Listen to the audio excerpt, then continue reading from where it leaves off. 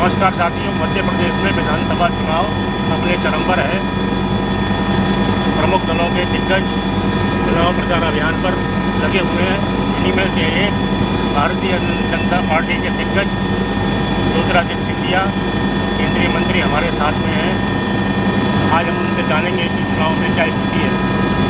महाराज साहब, ग्वालियर से लेकर पूरे ग्वालियर, चंबल और मालवा तक आप क्या स्थिति पाते हैं, जबकि कांग्रेस ये कह रही है कि उनकी पार्टी की लहर चल रही है, भाजपा जाने को है, और पूरे प्रदेश में 20 साल के बाद एंटी इनकम्बेंसी, तब आपको क्या लगता है आपकी पार्टी क्या स्थिति है? एंटी इनकम्बेंसी है कांग्रेस के प्रति।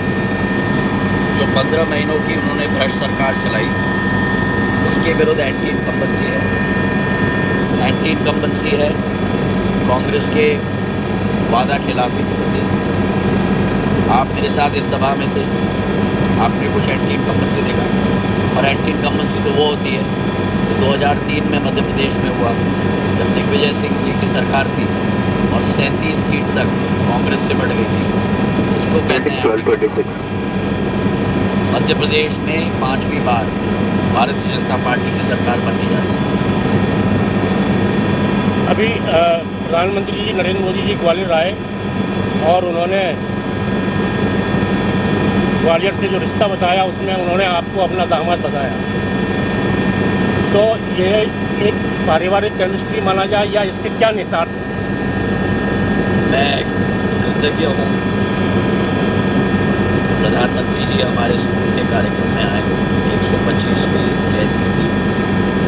सिंधिया स्कूल के लिए ये अपने इतिहास में सबसे ज़्यादा स्वर्णिम अवसर, 125 साल के इतिहास में सबसे ज़्यादा स्वर्णिम अवसर के रूप में लिखा जाएगा। प्रधानमंत्री जी ने जो परिवार के बारे में, इतिहास के बारे में कहा, मेरी एक भावनात्मक सोच और विचारधारा होती है, और मैं कृतज्ञ हूँ प्रधानमंत्री जी को कि उन्होंने जो महाजी महाराज के बारे में, माधव महाराज के बारे में, महारानी बैजाबाई के बारे में, मेरी आजी अम्मा के बारे में, मेरे पूज्य पिताजी के बारे में जो संदर्भ दिया, मैं कृतज्ञ हूँ और उनका बहुत बहुत ऋणी और जिंदगी भर ऋणी रहूँगा। और मैं अपना सौभाग्य मानता हूँ कि उनके नेतृत्व में मुझे काम करने का मौका मिला। आप 20 साल तक कांग्रेस में रहे लगभग, बड़े महाराज साहब के निधन के बाद, और अभी 3 साल से लगभग बीजेपी में है।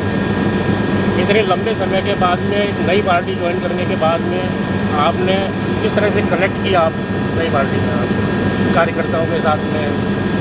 क्योंकि अभी भी ये कुशंकाएँ रहती हैं कि अभी महाराज साहब और उनकी जो पूरी टीम के जो लोग आए, वो पार्टी में घुल मिल नहीं पाए। देखिए, हम सब भारतीय जनता पार्टी के कार्यकर्ता हैं।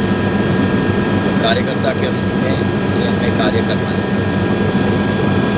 अब कोई सिंधिया जी का व्यक्ति या दूसरा व्यक्ति, दूसरे व्यक्ति का व्यक्ति, ये सब भारतीय जनता पार्टी में नहीं चलता।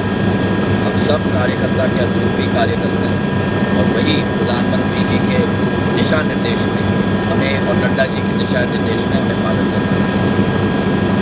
एक बीजेपी के बड़े नेता हैं, उन्होंने अभी एक संकेत दिया है कि शिवराज सिंह केंद्र में जा सकते हैं या राष्ट्रीय अध्यक्ष बन सकते हैं। अभी हमारे सामने चुनाव जीतने का लक्ष्य है। हम सब एक साथ मिलकर काम करें, और शिवराज सिंह जी हमारे जितने हमारे कार्यकर्ता, जिसमें मैं अपने आप को गिनता हूँ, शिवराज सिंह जी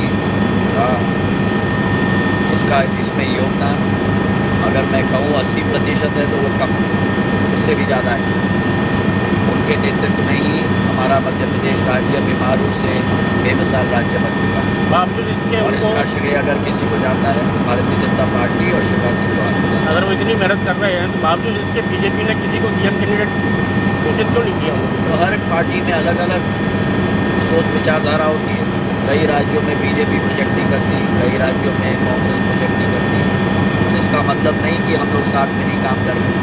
सभी साथ में काम कर रहे हैं और हमारा नेतृत्व शिवराज सिंह जी कर रहे हैं प्रदेश में। आप खुद भी मना कर चुके हैं कि मुझे कोई इंटरेस्ट नहीं है सीएम बनने में। मैं कोई रेस में नहीं हूँ। तो आप लोकसभा चुनाव लड़ेंगे मैं भाजपा का ग्वालियर से या गुना से? कहाँ से मैं लड़ेंगे? भाजपा का कार्यकर्ता हूँ और मैं कोई रेस में नहीं हूँ। लोकसभा चुनाव कहाँ से लड़ेंगे? वो भी पार्टी तय करेगी।